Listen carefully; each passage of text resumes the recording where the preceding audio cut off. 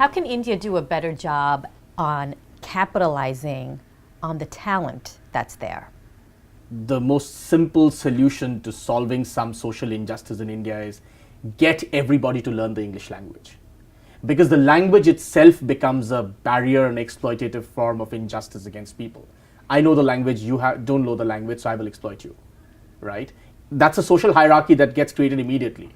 So I completely disagree with Indian politicians who, for their own selfish purposes, say, no, language chauvinism and language nationalism. I don't believe that's true. That's one straight way.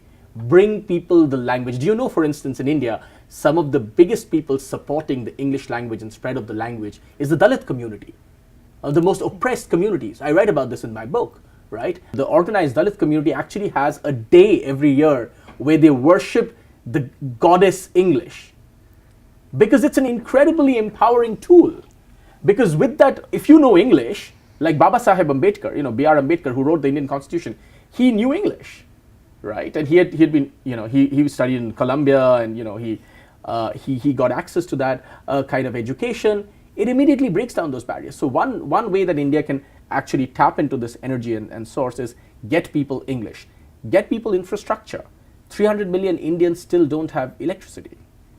And if you think it'll only come from burning more coal, it won't. We have to develop more sustainable ways of getting energy, right? Water. Large parts of India faces one of the most biggest crises of water, and you'll see water wars happening in India in the next 10 years.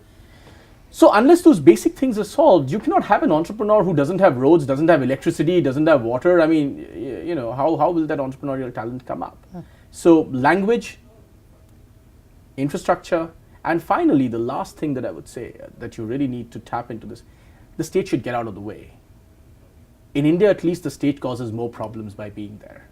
The state needs to get out of the way.